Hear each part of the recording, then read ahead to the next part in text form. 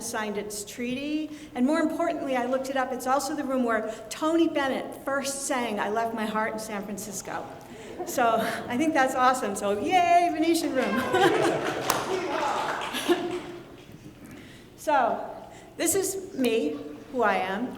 I am currently the executive producer for Maxis. We're working on some as yet unannounced mobile titles. So my thing is mobile lately. I was just previously creative director for Disney Mobile for the past couple of years.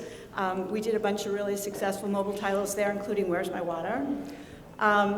Previous to my jobs at EA and at Disney, I had different production jobs at Yahoo, at Atari. I worked for EA before. This is actually my second time back to the mothership.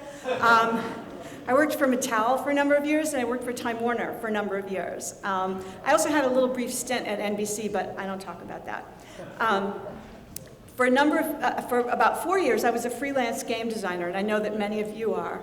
I was also an entrepreneur, and I started I founded 3 startups, as I know a number of you have done as well. So I've been in the business for about 17, 18 years, something like that. And I have made products that ranged from D&D Online to Barbie Riding Club. Awesome. And you might say, how the heck did I go from Barbie to D&D Online? This is not a typical thing. Well, the answer is, they're both role-play games featuring plenty of shiny accessories. Yes. So, having worked for Barbie first, I actually learned that there was a great deal of similarity between Barbie and D&D, oddly enough. Just the accessories change, really, and the styling. But as we'll see, there's actually a lot more to both of them than just the accessories. Anyway, I've been thinking a lot about story lately, kind of in all kinds of senses. Both Barbie and D&D rely on story, and so I've been thinking a lot about, well, what do we mean by story, what is story, and how does that work? And when I was thinking about giving this talk and thinking, well, what do I want to say? We all use the word story, and we all think we know what we mean. Like, of course I know what a story is. It's a narrative, it has a setting, it has characters. But wait, the dictionary meaning of the word doesn't even have that as its only meaning. It can also mean a user story as a term used in Scrum, which many of you, I'm sure, have participated in Agile development. So I tell my user story, and that means a very different thing than a story, like I go to the movies and what was the story. In addition to this, a user-generated story is different again. It's really something that the user makes up as she goes along. So I think, what does a story really mean? Is it a structured kind of thing? So if a user-generated story is just something I know in my own head, what's the definition of that? So I thought in this talk, I would kind of present some of my ideas and thoughts about story as it pertains to games, and various games that I've worked on, some that I haven't worked on but have played. The point to it is, I'm really intrigued about how to tell stories in unconventional ways. So we kind of all know, I think, the drift of how to tell a story in a regular way, like beginning, middle, and end characters and so forth. But what are some of the ways that game designers are coming up with to create immersive stories that the players can involve themselves in, especially the kinds of stories that lend themselves to this short attention span theater that we call mobile games? Because many of you work in the mobile gaming industry, and as you know, people will play a mobile game for like 5 seconds at a shot, and then they're done, and then they come back again 4 or 5 times a day and check in on their Smurfs or what have you. So I've kind of gone through a bunch of different ideas and thoughts about story, and then I've left some time for discussion at the end. So remember these experiments in interactive stories back in the day? Where interactive storytelling kind of meant choose your own adventure. And this kind of meant choose your own ending, really. So like you make a choice and then you have path A or path B. And there was a lot of this going on, certainly in the 90s. There was also a lot of kind of interactive film experiments where some filmmaker would have a movie that had two different endings, and then there were audience members who had a little thing that they could click, and they could vote, like, well, which ending do you want, A or B? You know, so you vote to decide. There was a play called Tamara that was in Hollywood that ran for many years. I don't know if you're familiar with it, but it's the kind of thing, it was the kind of play where scenes played out between cast members in a room, and then the two cast members would go in opposite directions, and you followed one of them. You could not follow both. And then that, in turn, you went to a scene with different cast members, and you followed one of them. And it took place in this big old house in Hollywood, and you went from room to room, and you followed the characters. We never knew what was going on, because you only ever saw like half the play. So the idea was you were supposed to go back over and over again. And then they had an intermission where they had this lavish dinner, and you know, you could eat and talk about it, and people were supposed to share. Like, well, what did you find out about this character? What did you find out about this character? And it was successful and worked for many, many years. In fact, I had an apartment at that time right behind the house where they had Tamara. And I used to wonder why every Sunday afternoon at 3 p.m. exactly I would hear a gunshot. And I wondered about this until I went to see the play. And sure enough, there was a gunshot at a certain point. Tony and Tina's Wedding is another example of this kind of theater. This is enormously successful, and there's lots and lots of these productions, including one in San Francisco, there's one in Vegas, there's one in New York, they're all over the place. You are a member of the wedding. You show up, and it's two people getting married, and you are there as part of their entourage. I've never been to that place, so beyond that, I can't tell you much about it. But it's not dissimilar to the idea of Tamara. And then maybe it was like 1990, there was this, remember laser discs? Awesome. There was a company called Philips CDI that made laser discs, interactive laser discs. This is so long ago, I can't believe this. They made a product called Voyeur. And the idea of that is you were eavesdropping on a senator and his family, and there were bad things going on, and you were trying to discredit him. But there were cameras in all the different rooms, and you could make choices about what happened, you know, to the players in the room based on what you were viewing. You were eavesdropping. That's why it was called Voyeur. It was very successful in its day. Probably sold 25 copies, I don't know. This was like, in the 90s was a very fertile period for interactive storytelling. So these were some examples. There's tons more, and I'm sure you all have your favorite example of what you thought of as interactive stories. But this is kind of old-fashioned now. Like, you know, you don't do this so much anymore. Do you have a question? History of Edwin Drood. Yes, there are lots of these examples. Anyway, so kind of hearkening back to the beginning of my talk, what is a story? So I thought, you know, talking about the traditional elements of a story, you know, things like character, setting, plot, conflict resolution, and this idea they all lived happily ever after. There's a beginning, middle, and end to a story. If you go to a movie, you expect it to end, you expect to find out what happened. So this is different than freemium games, because in a freemium game, the story can never end. So I don't know how many of you work in freemium model now. There's freemium, certainly it began on Facebook, it's made its way to mobile. Freemium is happening in MMOs and on web games and so forth. If you have a freemium game, the idea is this thing goes on forever, you hope. So traditional storylines kind of don't work out anyway in a freemium story. Plus which, it's kind of really hard to tell a story via a game anyway, as evidenced by the previous slide. So what to do? So I've been thinking a lot about stories in freemium games, and like I said, the game hopefully never ends, because hopefully the game goes on forever, and if it does, it means it's making money, so you are now rich, and this is good. So you should create stories that never end. Oh, okay, easy to say. This is a good medium for episodic stories. In Facebook, it's actually kind of easier than on mobile, but most mobile games have regular updates. So if you update a game every 6 to 8 weeks with something, well, here's your chance. You can say, here's the next episode of the story. Good opportunity.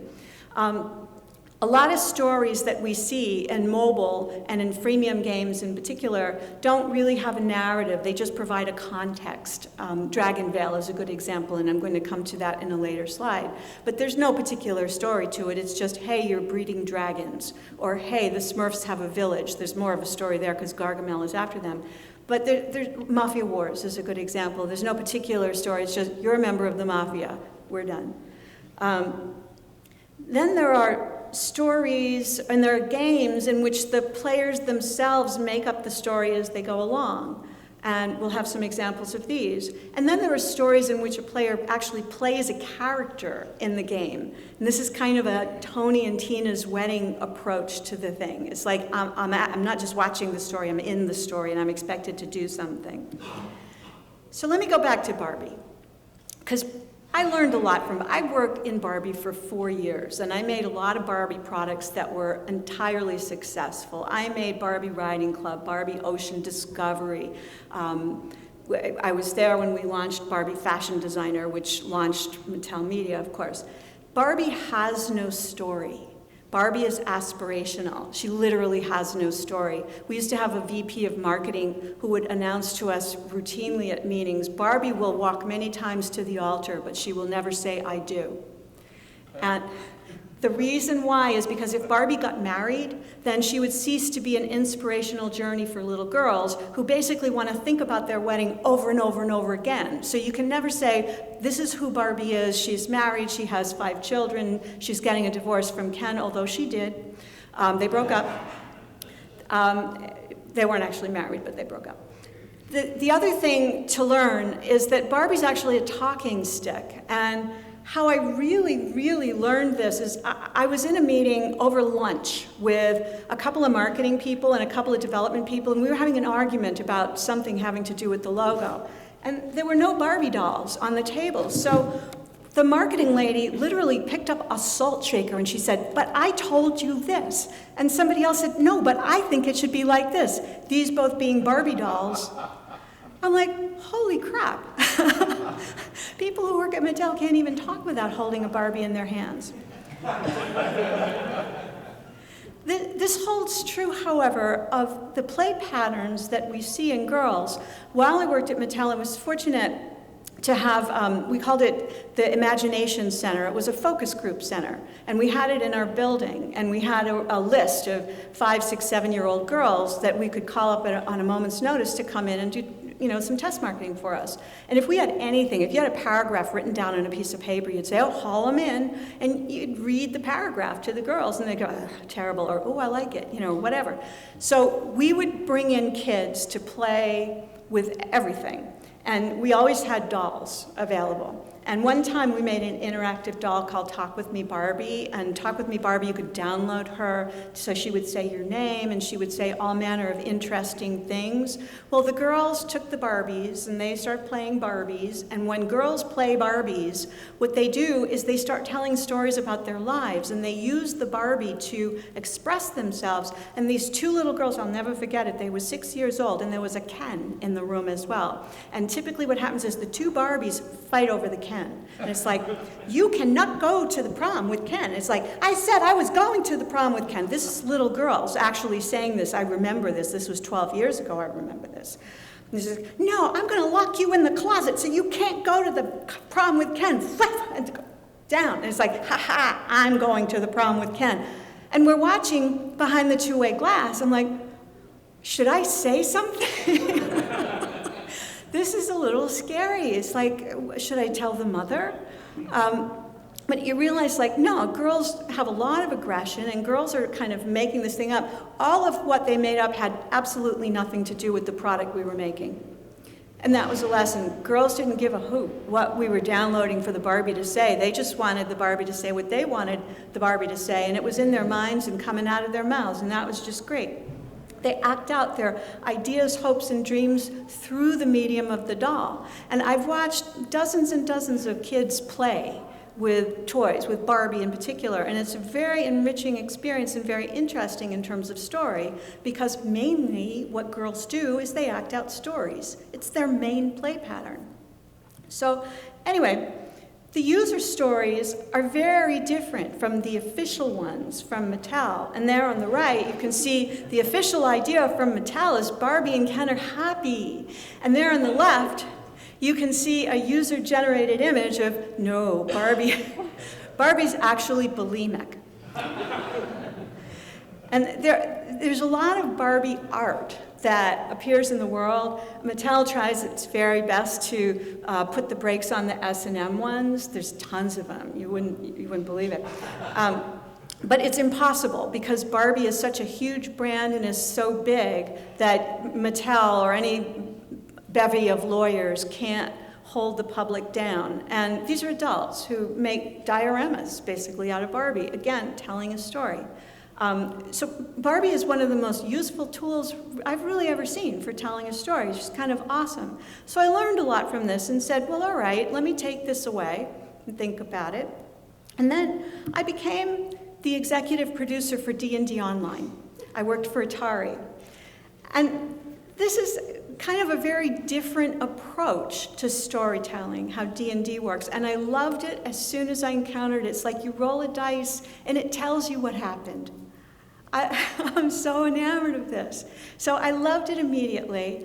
I think, nevertheless, D&D games, and I've participated in lots of tabletop D&D games, kind of play out in a very similar way to how Barbie does. You know, you got a bunch of people sitting around a table, kind of making up a story as you go along. Of course, the Dungeon Master has a lot to do with that. He's kind of making up the story, but it's based a lot on what's going on in the room and with the different players.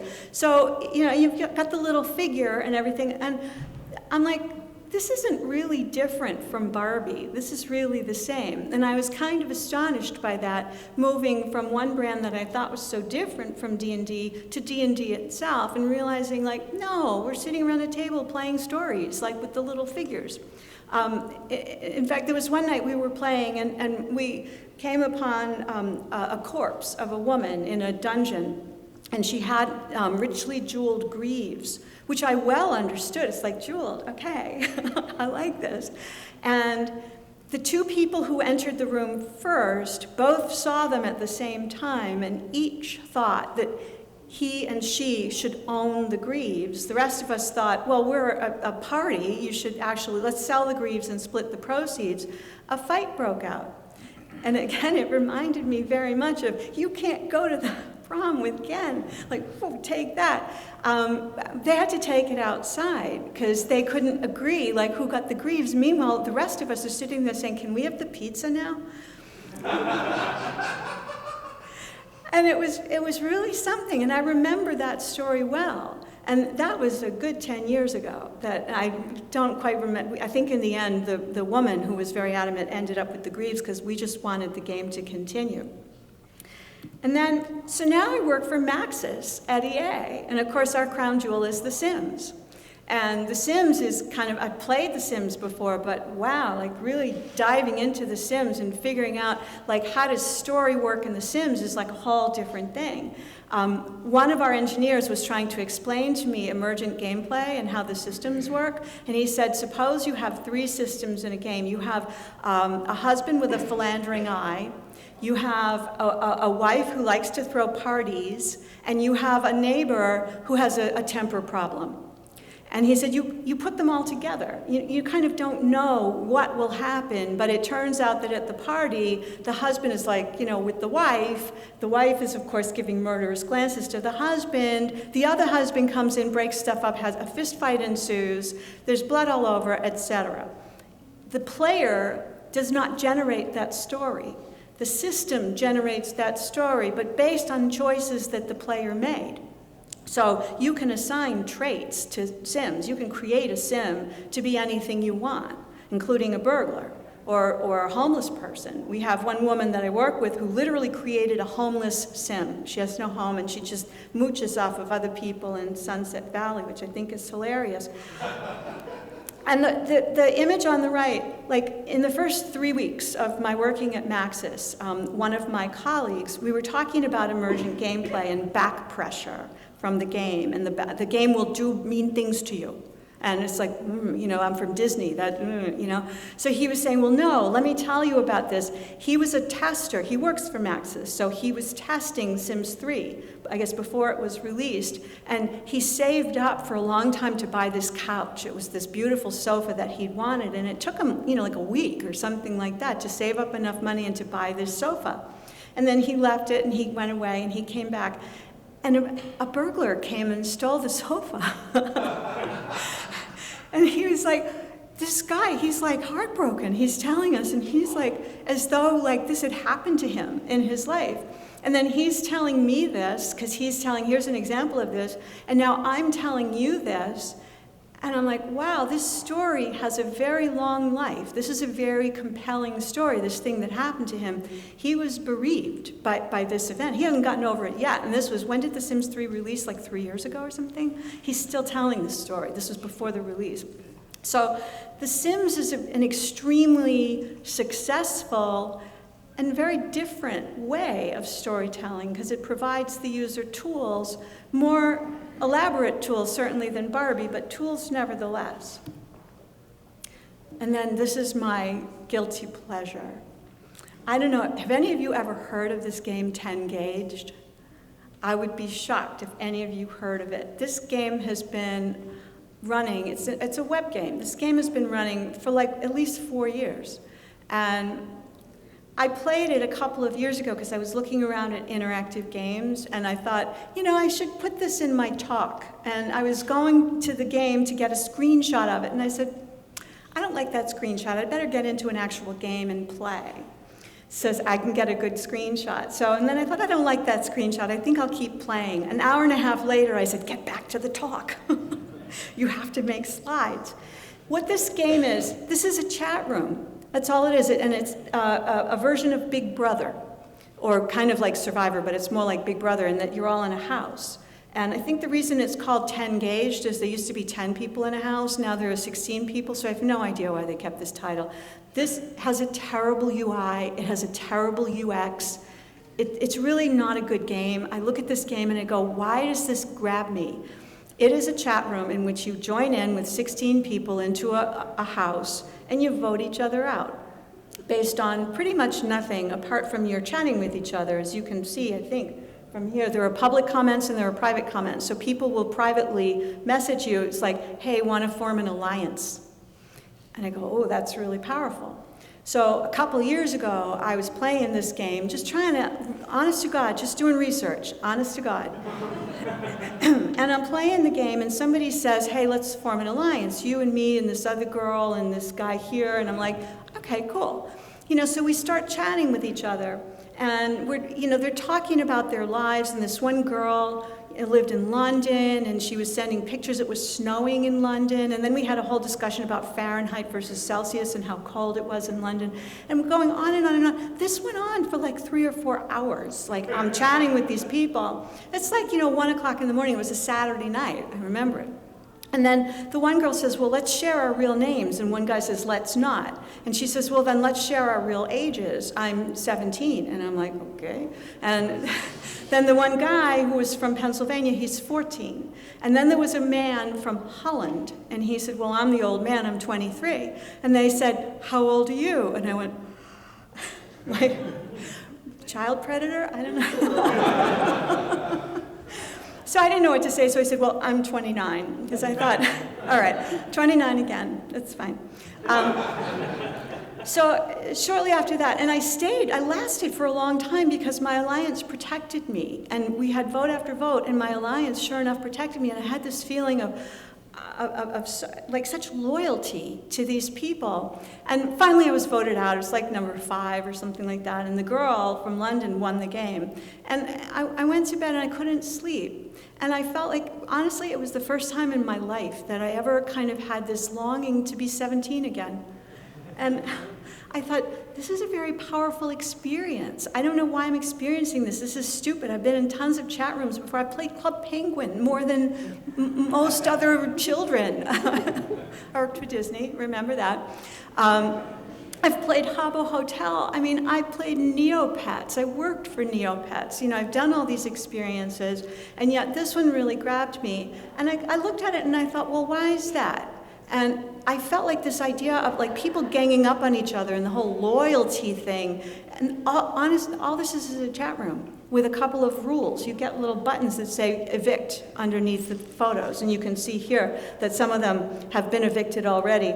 I have not been. I play as Cheese Mama on every game, every online game always, so if you ever see Cheese Mama online, that's me. Sometimes it's Cheese Mama 11 because I've already registered and I forgot what my password was because I'm in a different job now and it was connected to that email, so I can't get it back. So then I become Cheese Mama 11, but that's always me. So I've thought a lot about this game and about the story idea, because story surely involves emotion. And this was a very powerful emotion for me, for reasons I don't know why. But it is obviously for these kids as well, because this has been going for 4 years and it's a stupid game. So then, Facade. This was a game, I guess it was in 2005, something like that. This is a game that has a really serious AI in which you play a character and you go to these people's house and these people are not happy with each other. Trip and Grace are not doing well. And you type in things. That's me, the player, typing in, Grace, are you angry at Trip? And the story plays out based on what the two characters do and what you do to interact with them. I must confess, I've never actually played this game. I put it in this deck because I have heard about this game over and over and over and over again from various people that I've worked with, and it's always like, oh, there was this really cool game from some people in, I think, Santa Cruz. It was, what was the name? And everybody always has to look it up. It's like, this is an example, I think, of a really interesting game that everybody loves, and I don't know how many people actually played it, but okay, there you go. There you go, 2 people, 3 people. We'll take a vote. How many people have played Facade? Whoa, look at that. Did you like it? I'm sorry? Interesting, it was interesting. He liked it, we've got one interesting. I'm sorry? I had friends who worked on it. Okay, then it's extremely interesting and quite innovative. Anyway. So, but this is another example of a story that is playing out, that the user is actually creating the process of the story itself. And then, of course, what would a talk be without my coming to Where's My Water, which is a game that I worked on as creative director at Disney Mobile. And, excuse me. So here we've got a game that started as a mobile game and now is expanding outward, which means that the story itself is expanding outward and being built upon. It's now a plush toy that is in your local store of some ilk. I don't know where they sell it, Target, I think. There's a web series that they're planning that will go into the story of Swampy.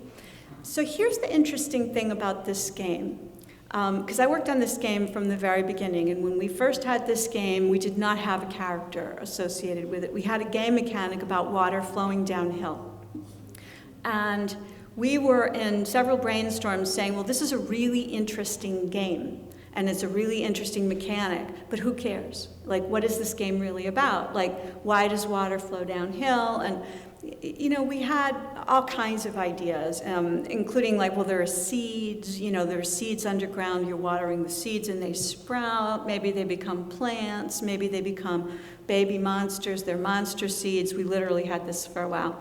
And maybe it's an Indiana Jones thing, it's like that's where the treasure is, it's somehow unleashed by water, maybe it's not earth at all, it's ice, you know, and the water melts it. We went for 2 months.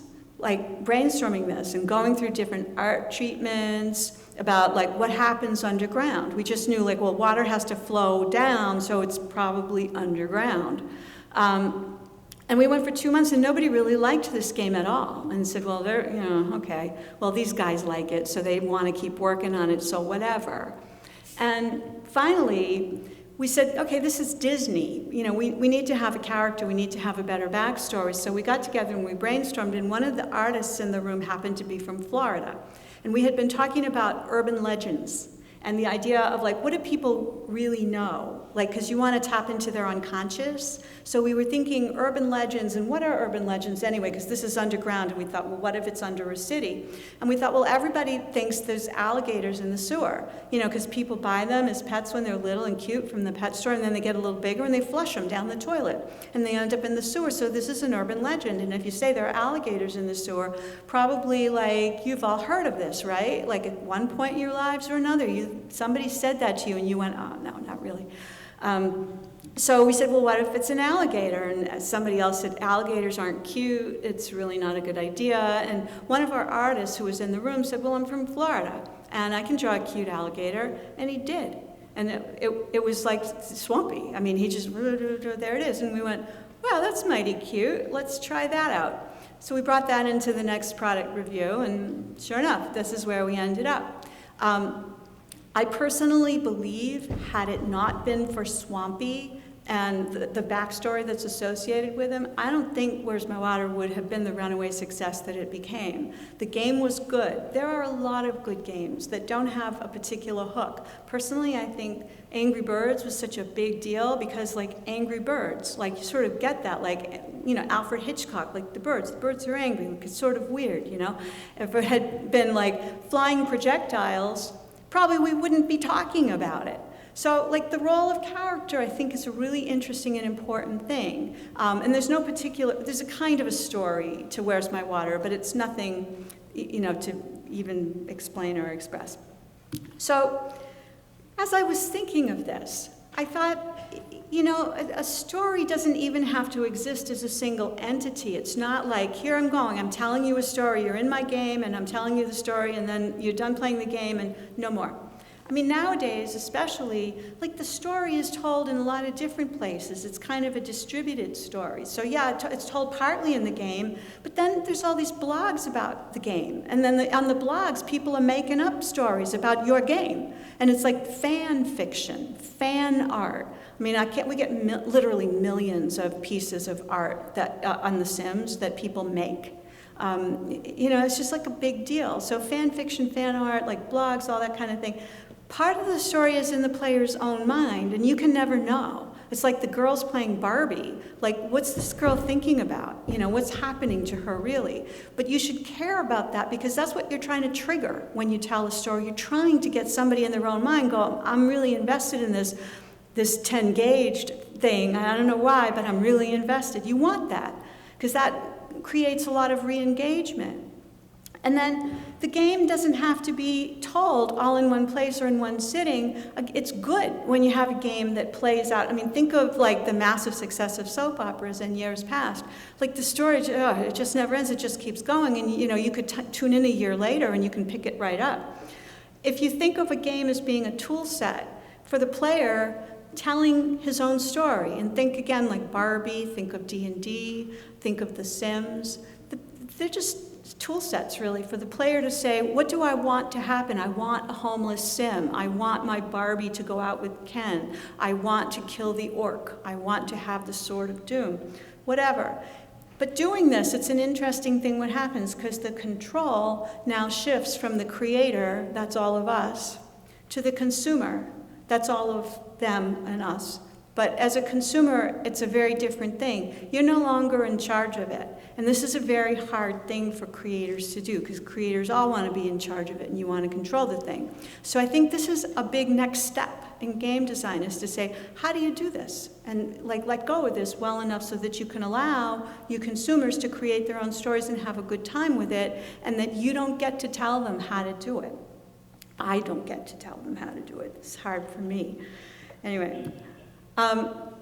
So then we come to mobile, and I started to think, what are we even talking about, like in practical terms? Like, how do you tell a story in mobile anyway? And so certainly through the setting and environment, again, Dragon Vale, you know, it's like I've got islands with dragons on them, so that by itself implies a story. The characters, the opening setup, a lot of times you see the little comic book panels at the beginning, like Angry Birds. It's like the pigs stole the eggs of the birds, so the birds are mad.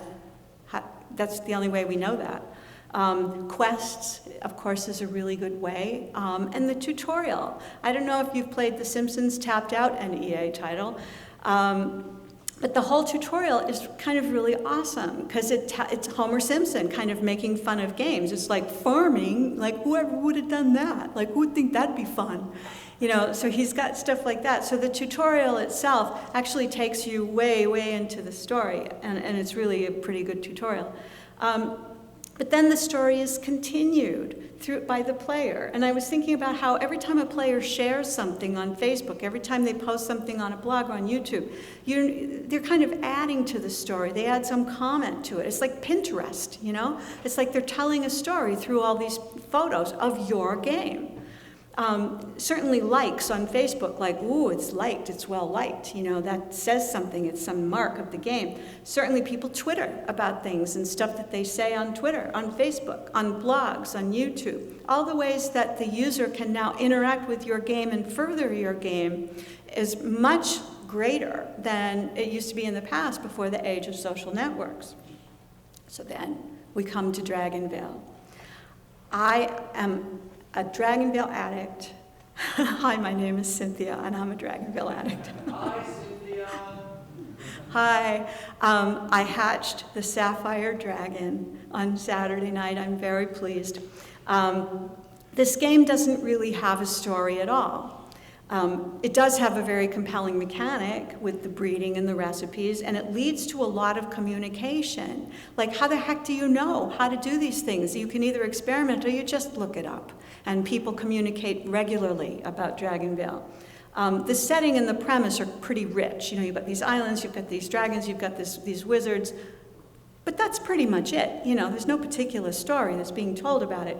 There are a ton of blogs with player-generated stories, and there's a ton of blogs where people go, add me, because, you know, they want the gems. I mean, there's outright pitches, like, send me gems and I will experiment with recipes so you can know how to make the paper dragon.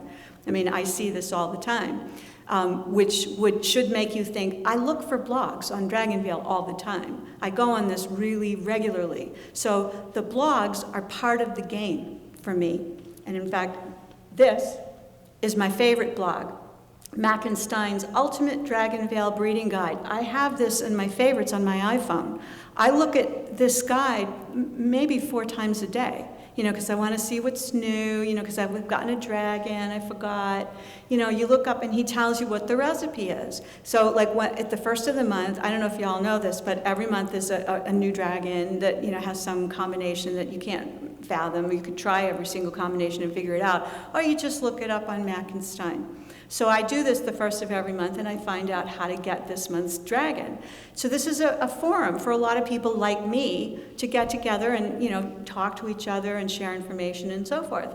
It occurred to me, because I play this a lot, and I work with people who play this a lot, and I know people who play this a lot, this is sort of like the new water cooler talk. Like, I don't know how many of you, if I said, you know, oh gee, I got the rainbow dragon, like, how many of you actually know what I'm talking about? A couple. Okay. So in a different room and other places, there would be a lot of people who would know, this is what I'm talking about. I talk about Dragonvale more than I talk about Game of Thrones. And I talk about Game of Thrones kind of a lot. So the talk around this is like commonly understood things that we know. It's also at the top of the top grossing chart in mobile. So if you're in mobile games, or if you're looking to be in mobile games, or if you're considering ever being in mobile games, check out the top grossing chart like every day and see what people like and see what's making money. And Dragonvale has been at the top of the chart for like maybe a year. Today, I think it's number 5 or something. It's been number 1 more often than it's not. And you look at it and say, how in heck does this game make this much money? They make money hand over fist. So this is an important thing, because making money in a freemium game will keep you in business, and that's a good thing, especially if you have a startup. But even if you don't have a startup, even if you work for a big company, it's a good thing. So it did really take me 50 tries to get a ruby dragon. I really don't know how to get a paper dragon. And I really do ask people, did you get the rainbow dragon yet? Somebody I work with has like 3 of them. It's terrible, she brags. I did get the rainbow dragon. But you know, like I was thinking about network television. Remember back when there were 3 networks? Remember back when there were 4 networks? Remember before DirecTV? Wow, I do. People used to talk about like the show that was on last night, and they were focused events, like the Cosby Show. People used to talk about it.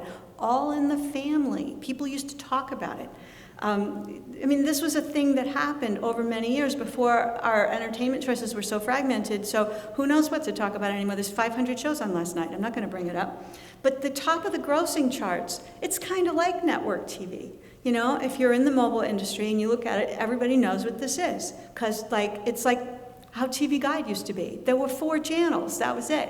And then there was, you know, PBS and like that, but, you know.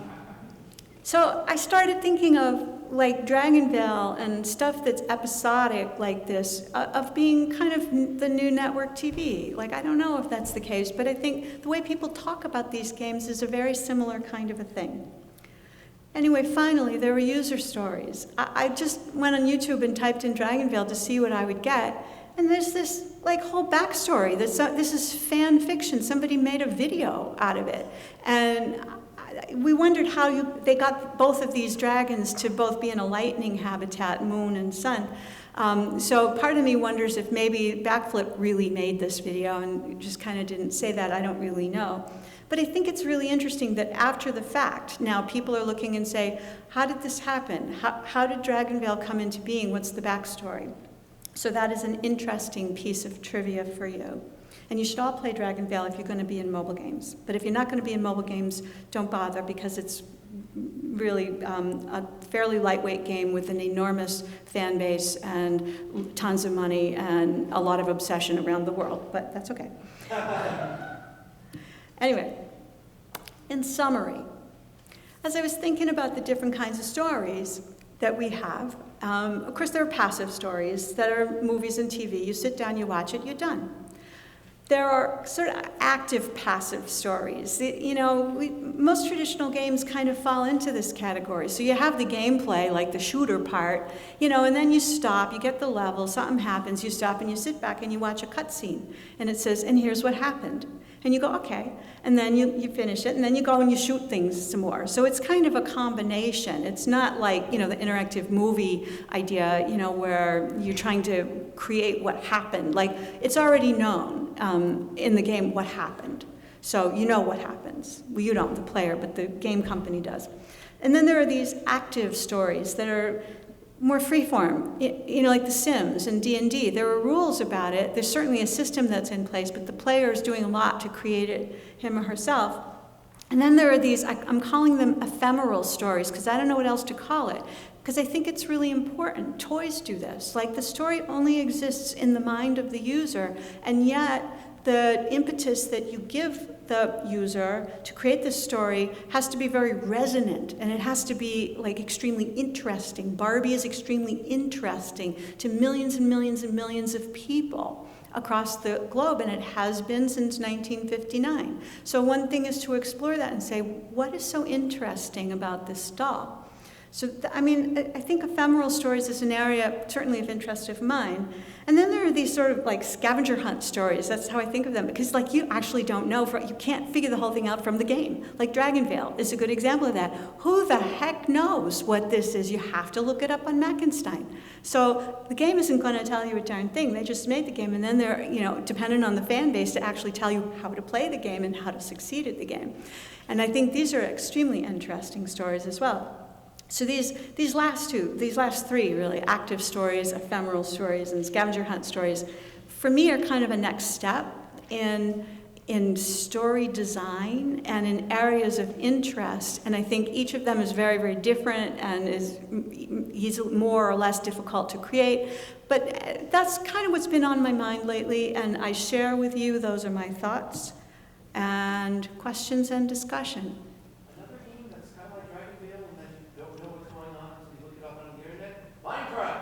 Yes. Yes, that's exactly right. Minecraft is another example. Yes. Oh, either one of you. So, what you described about stories being broken up into multiple parts and being able to, do I need the microphone or can people hear me? It's the video.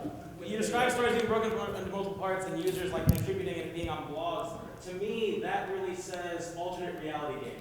But alternate reality games really haven't taken off, per se, and so I'm curious what your thoughts are on that kind of like sub-genre, and if you think there's still a viable option for that, especially with the growth of mobile.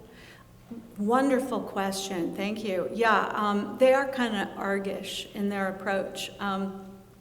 I think alternate reality games are amazing, and I've actually worked on a couple of them. I was at EA when they did Majestic, and then I worked on a game called The Runner that never came to pass. It was sort of a game show where there was a guy literally running across the U.S., and if you could find him and catch him, you got $1 million. It was that kind of thing, and you got clues in various ways. I think that in the past, ARGs have just probably been too complex and maybe too small of a segment, of people to really play. I look at Dragonvale, and yeah, it's kind of an ARG. I mean, if Dragonvale texted me, I would find that awesome, personally. So I think certainly in the era of mobile, where you have location awareness and you have texting awareness and you have in-app notes and push notifications and all kinds of ways that the game itself can message you and that you can allow the game to message you. It reminds me of Majestic. It phones you, it faxes you, although the fax part was really obnoxious. So yeah, I mean, I think that's a really great direction to head, that a lot of these games are of their own accord headed that way without a designer's input. So yeah, I think that's great. Yeah.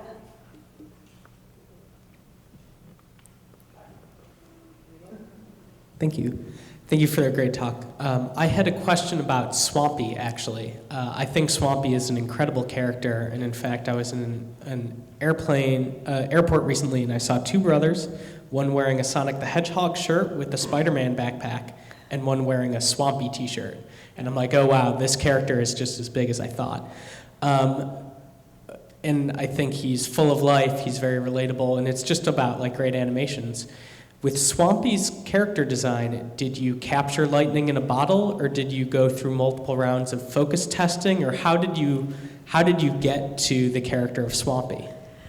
Well, like I said, it took literally 2 months before we had like 40 levels of the game before we had Swampy. We didn't really know what was underground. So no, it wasn't lightning in a bottle. Like people think, oh, it was this flash of lightning and these great designers, they just came up with that thing and it all just happened.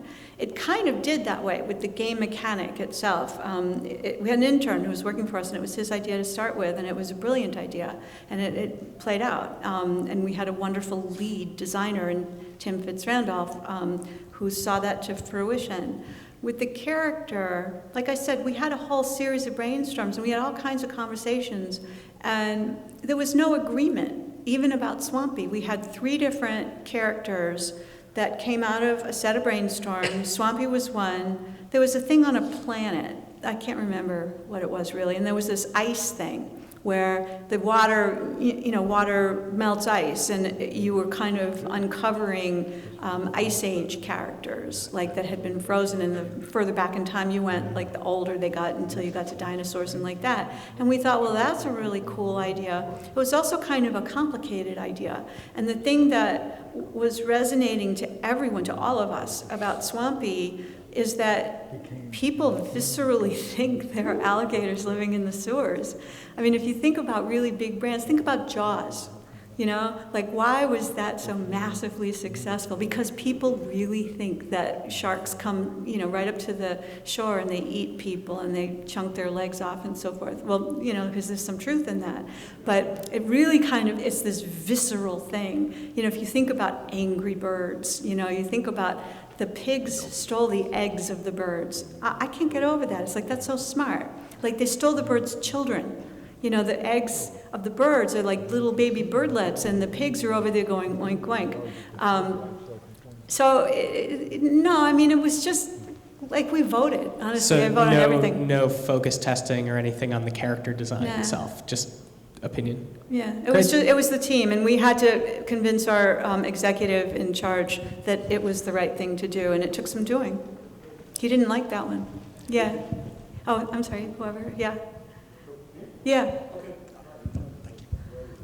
I'm just curious, because some of the companies you've mentioned are ones that have very, very tight reins over their intellectual property, and some of them are very open and progressive. Do you see that as being a potential stifling of, the ability for immersion stories to be developed, where you have someone that wants to, control, this is our intellectual property, this is our brand, we don't want you telling those types of stories? Or particularly, now that, especially if it's targeted towards children, where, no, really, we don't want you telling those types of stories. Yes, it depends on the company. Part of the reason that we came up with Swampy was because it was very difficult to make a Disney character actually work there. We could have, but we didn't want to market as only for children. Like a lot of brands, Barbie has very strict rules about the brand. Disney has very strict rules. The one that really kind of does and doesn't is The Sims. And I work in The Sims now, and The Sims is very, very open-ended, as long as you stay within their tool set, as long as you do it the way Sims would do it. All brands are brands because they have specific qualities and characteristics. All brands that I've ever worked with are super happy to have you expand the brand as long as you do it right. It's like, would this character do this? And I've seen things that were like crazy different. We did a lot of stuff with Barbie that were very, very different from what Barbie had been. But it's like, yeah, it's right. Barbie would do that now that it's like the next century. So, it kind of goes like that. It's a mixed bag. Yes.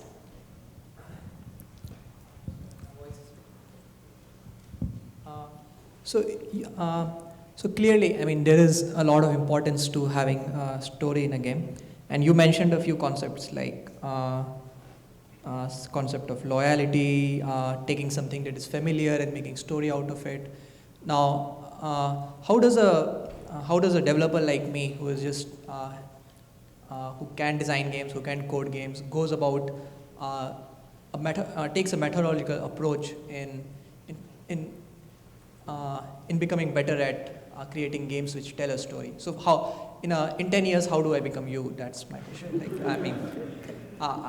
There are many books which non-programmers can use and start developing games, but are there books, for instance, which There people like probably us are.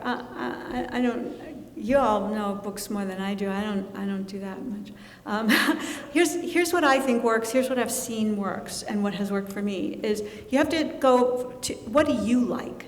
So watch yourself and say, what am I passionate about in terms of stories? What kinds of stories do I like? Not just in games, but in all kinds of media. What do you always watch? What do you gravitate to? And then you need to look at that and say, why do I like that? What exactly do I like about that? And then take that genre of story and compare it to something that's in the same genre that you don't like as well. And then say, well, why? Like, it's the same kind of thing that I just got done saying I like, but these two are different, and I like this one, I don't like that one. Use yourself as a focus group. And once you kind of get to a point where you write some things down for yourself about, I like this, like I like gossip. So, I don't know why, like I subscribe to TMZ and I look at all that stuff. So I know that, and I go, well, what about it do I like? That's probably why I liked Engaged. But I start there and say, here are the things I like, here are the things that relate to the things that I like, and then start moving outward from there and saying, how does that apply to this game thing that I'm doing? It's also really good to brainstorm with other people. So even if you don't have like a partner officially that you work with, find somebody else who's willing to spend a couple hours with you and just brainstorm. It doesn't have to be a writer, just somebody who likes the same things that you like, and write some stuff up on the board. I'm a big believer in voting. Like, I sort of crowdsource, and I say, well, how many of you like this? How many of you like that? And I usually think, well, that makes this one more popular. But that's what I do. Write what you know. That's what they tell writers, so you should do the same. Yes? We're actually out of time. Oh, sorry. It's already 2. So maybe afterwards you can ask. Absolutely. Right. Thank you. Thank you.